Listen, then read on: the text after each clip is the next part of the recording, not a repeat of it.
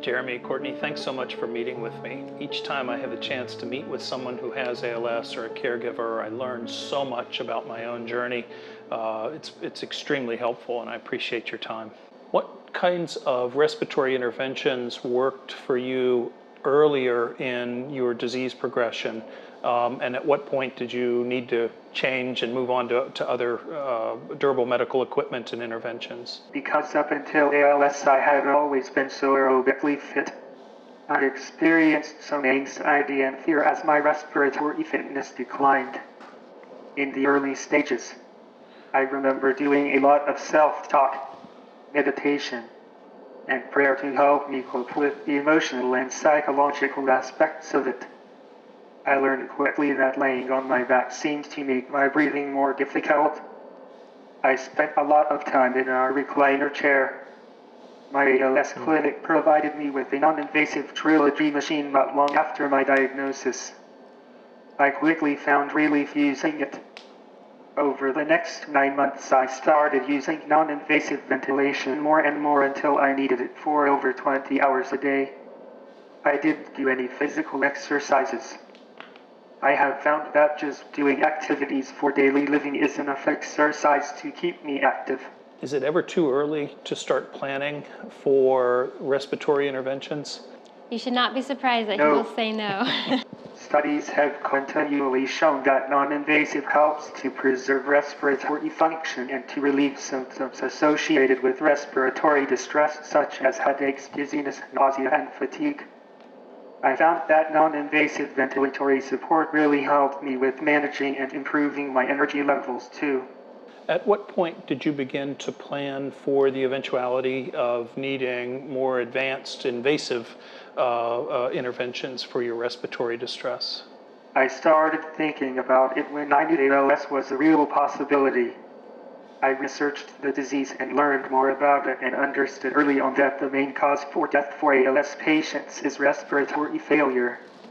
In full disclosure, when I first knew I probably had ALS, I initially completed an advance directive strictly forbidding any life-sustaining measures, including artificial ventilation. But after being diagnosed and thinking more about my family and my life purpose, I changed my advance directive in favor of artificial ventilation and nutrition. Thank you for sharing that, because that is exactly where I'm at as well, thinking through that issue with advanced directives. What were some of the factors? You mentioned family and life considerations. Were there other factors that you and your family weighed in making that decision? Within a couple of months of being diagnosed, I changed my advance directive preferences and began preparing myself emotionally, psychologically, and spiritually for respiratory support. Also, it takes time for many people to build tolerance for using non-invasive ventilation. Planning ahead to start using non-invasive ventilation for just a half hour at a time and then slowly adding more use over time can help you transition more comfortable. Also, my wife and I started discussing how we would talk to our children about ALS and artificial ventilation and how that might change our family dynamics. You chose a tracheostomy. Why did you opt for that particular option?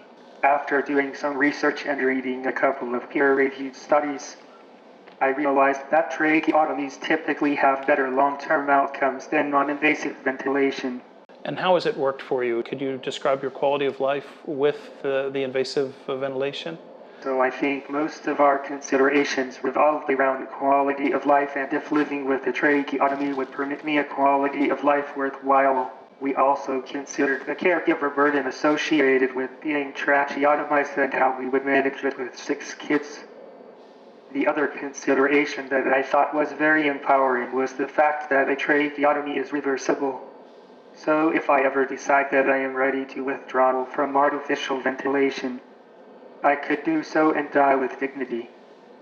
The tracheotomy combined with other adaptive technology enable me to interact with and contribute to society in meaningful ways.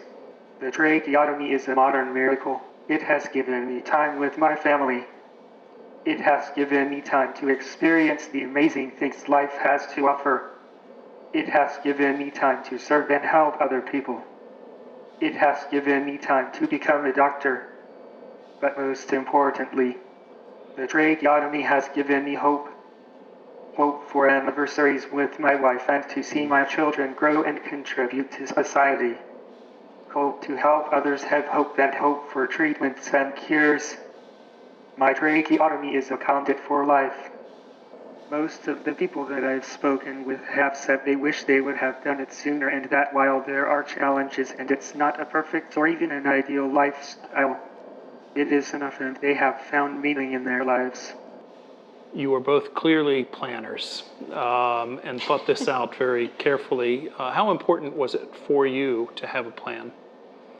Plans are important, especially if you know you want a tracheotomy. It's important to have a plan and to communicate that plan with your ALS clinic.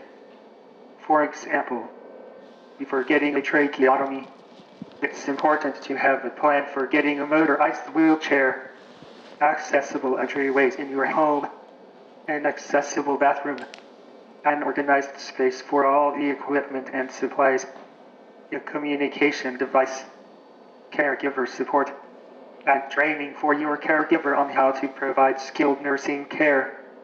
All of these needs take time to assemble and should be started on way before you need ventilatory support. Starting on these things early will also give you time to plan financially and to advocate for yourself. I would also say that it's important to prepare mentally and emotionally before getting a tracheotomy, especially for the first week or two as you recover and adjust to it.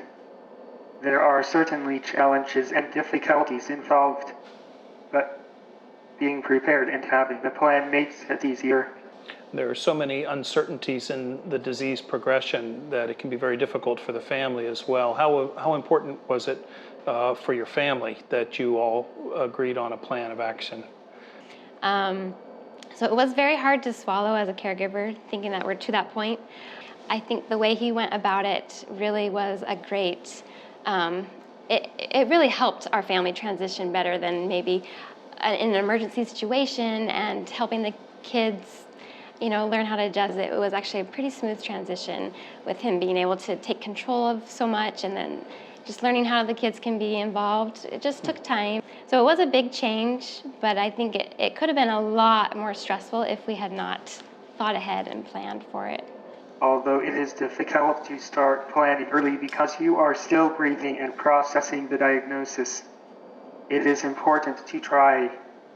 But even if the tracheotomy is not in the plan, planning ahead can help your family to prepare to adjust as you progress in the disease and especially during the death and dying process. Part planning includes completing an advance directive and informing your healthcare agents of your wishes so they can plan to make those decisions on your behalf. I think planning early on also gives you freedom to spend your time in meaningful ways later on. This is something small, but I think makes a big difference is if you can have your caregiver go to doctor appointments with the person who has ALS, so you can journey forward kind of on the same playing field. I think one thing that was hard for me in accepting the tracheotomy, as you have to accept each phase of this disease, but I just felt like, it's not time because he still has so much movement. We're not to that point yet, but he obviously very felt like it was, and he was going into respiratory distress. So sometimes they look different. A case may look different than what you think or what you've seen in other ALS cases, and we've come to know that we can't classify any certain cases similar to others. Like everyone is unique, and so if you're there at the appointments and you can see kind of what's going on and be a part of the conversation, it helps you get on the same page. And then when it comes time for making those final plannings for the tracheotomy, all the logistics that come into it, it's kind of just part of the treatment. It's not this big thing that you're accepting because you've already kind of gone through that acceptance phase as you've slowly walked that journey together. As grim and challenging an ALS diagnosis can be, don't lose hope. Above all, don't lose hope and live your journey the very best you can. My advice to someone at the beginning of their ALS journey is to be open to living with ALS. Be open to the idea that life can still be wonderful despite the progressive changes that you will face. Be open to trying non-invasive and invasive ventilation, especially since you have the power to stop using it whenever you want. My advice is to dig deep and try to find a purpose in living with ALS that is bigger than yourself. Your approach to all this is so inspirational, really helpful for me as I move forward with these kinds of decisions. Thank you very, very much. Yes, best wishes to you. Thanks.